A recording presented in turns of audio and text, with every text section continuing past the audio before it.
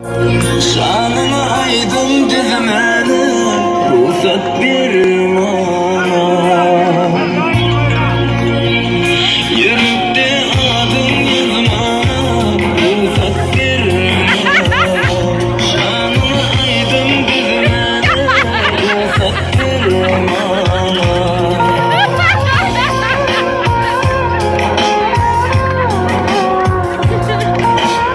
Odan yaşamın baktı oturlar baktı yaşadılar. Boşa cevap.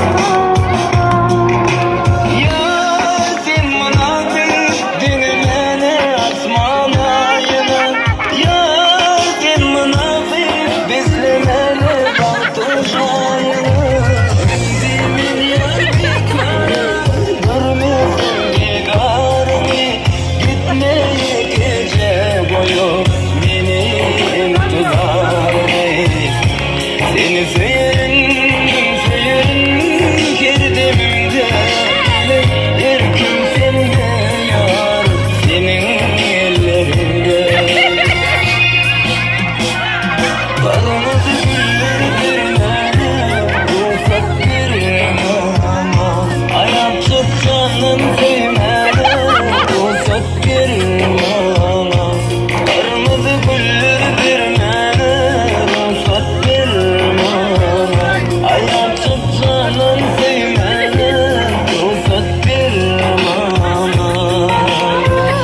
Böyle stop. Mikrofon aslanlar. Az vakit. Hemen Kaldağ'dan getirmedik zaten.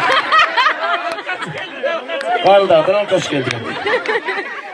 Kaç kayttılar ha? Yok nasıl kaydan olayım yani. Hadi ya haydi kaybedin gelene. Alpereler o kaç kaydan.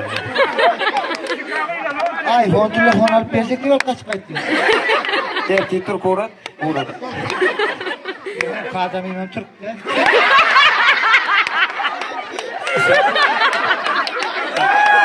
Gel sen hemen çek. Ay yeni bir var bir falan.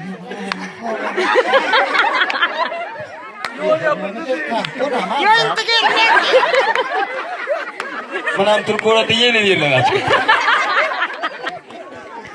iPhone telefon oldu mu da aşkım onu ne açtım ha?